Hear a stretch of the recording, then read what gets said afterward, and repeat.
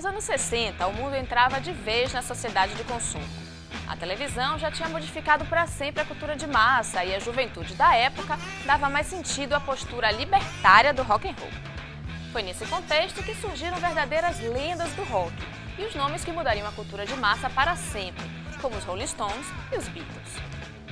O Amplificado mostra para você agora.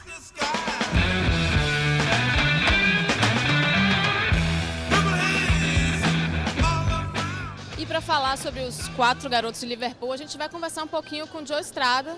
Joe, que é super fã também dos Beatles e tem uma banda cover dos Beatles, que é a Rock Forever. Joe, vamos falar um pouquinho sobre o começo da história dos Beatles, a invasão britânica, né? Por que os Beatles foram assim fundamentais, né? Já que na década de 50 tudo que se fez de rock foi muito focado ali nos Estados Unidos e tal, né? Então em 60 aparecem os Beatles, né? Como é que foi isso? Olha, a geração deles, aquela turma toda, Eric Clapton, Mick Jagger, John Lennon, Paul McCartney, Pete Townshend, todos eles tinham fissura com música negra americana. Eles eram doentes, eles queriam ser músicos negros americanos.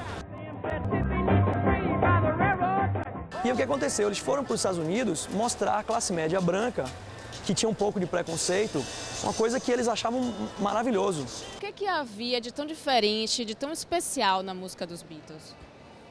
Você como músico. Como também, músico, né? Hoje, como é que você avalia isso? Eu vou dar um exemplo assim, não sei se você assistiu Across the Universe. Tem uma banda tocando nos Estados Unidos, num baile de formatura, tocando rock, e tem uma banda tocando em Liverpool. É a mesma música, os caras tiveram grande sacação. Nos Estados Unidos era uma banda meio caretinha, meio beat boy, sabe? Todo mundo meio comportado.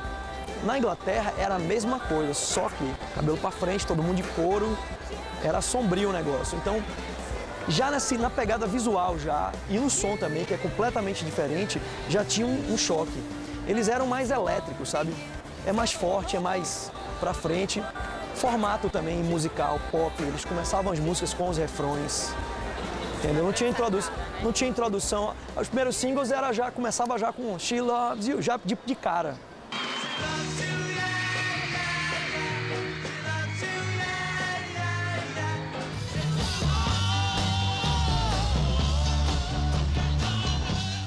Desde o início eles usaram muito da música do rhythm and blues americano dos anos 40, Muddy Waters, Blind Lemon Jefferson, toda essa galera. E a base deles sempre foi esse tipo de música, entendeu? Eles utilizavam também o rock and roll dos anos 50, tipo Chuck Berry, Little Richards, mas eles sempre tiveram assim no DNA, na origem, na veia deles, o blues urbano, né? É um diferencial deles, um pouco em relação à banda que eles costumam ser comparados por motivos óbvios, como os Beatles. É exatamente esse, eles eram mais, entre aspas, retrógrados. O primeiro disco completo de músicas próprias foi em 66, foi o Aftermath, que é um disco só de músicas de Jagger e Richards. O que você acha que tem de especial assim nesse som? Keith Richards, ele desenvolveu aquela técnica, aquela forma de tocar totalmente baseada no ritmo, nos riffs, saca? E em Satisfaction isso ficou bem evidente com esse riff que eu já falei. E esse dava o diferencial dos Stones, entendeu? A questão de como eles lidavam com as sessões ritmo, não eram duas guitarras à toa, não era uma guitarra solo e uma guitarra ritmo, não, na verdade eram duas guitarras rítmicas que faziam partes que se completavam.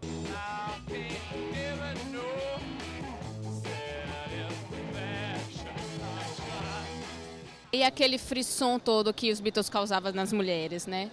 A bitomania, né? Como ficou conhecida. Por que você acha que isso acontecia? O que é que tinha de especial ali? Se um Elvis já era bom, imagine 4, né?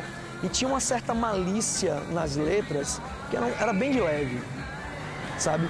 Se você percebe que tem alguma coisa ali, que ele quer dizer uma coisa, mas na verdade diz outra. A música I Wanna Hold Your Hand Remember, eu vejo como uma música ingênua, mas se você olhar por baixo tem uma malícia ali absurda. Então, os pais das teenagers sacavam isso.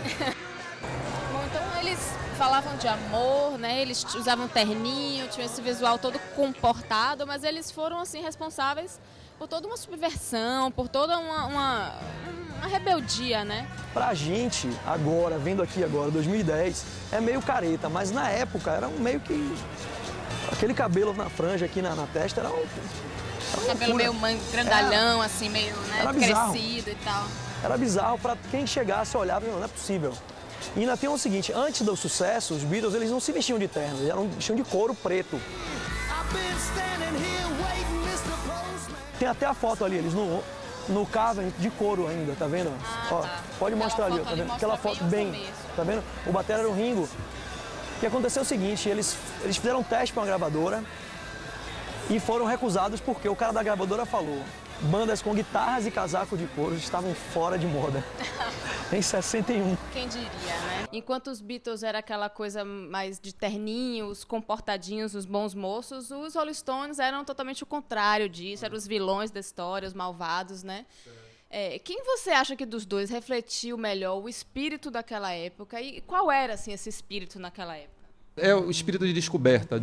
Eu acho que o rock era muito jovem, era feito ainda basicamente por pessoas jovens e para pessoas jovens, e se buscava uma nova linguagem, uma nova atitude, na verdade. Eu acho que existia um diferencial dos Stones em relação aos Beatles, essa questão de como era trabalhado na mídia mesmo, a forma como eles se expunham para a mídia. Porque essa história de que os Beatles eram bonzinhos era mais ou menos a forma como era vendida a imagem, que os Beatles não eram bonzinhos nada. O empresário dos Beatles, o Brian Epstein, ele tentou meio que aparar essas arestas e fazer dos Beatles uma banda mais vendável, inclusive mais aceitável para a sociedade inglesa. O outro empresário, que era o dos Stones, o Andrew Loog Oldham, ele pensou pelo outro lado, falou assim, pô, essa banda já existe, essa banda já é absoluta, então vamos fazer pelo outro lado, saca? Ele falou assim, então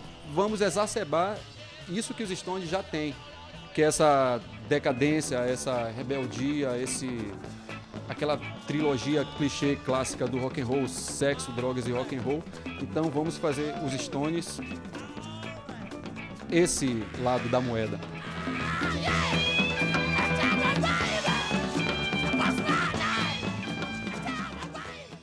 Você tem alguma dúvida de que os anos 60 e os Beatles redefiniram a cultura mundial? Você pode até não notar, mas os efeitos estão por toda parte.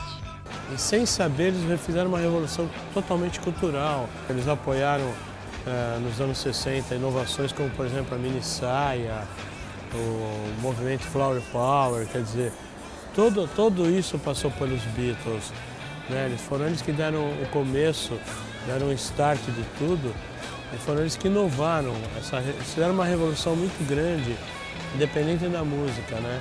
A gente tem que entender que eram ainda bandas buscando um caminho, bandas, como eu falei, de pessoas jovens. Então os anos 60 é um período, uma década de descoberta, de tentativa e de muita liberdade formal. É isso aí, no próximo Amplificado a gente conta pra você como foram os anos 60 aqui no Brasil. Entre em contato com a gente, mande um e-mail para amplificadorock@gmail.com. A gente se vê, hein? Até lá!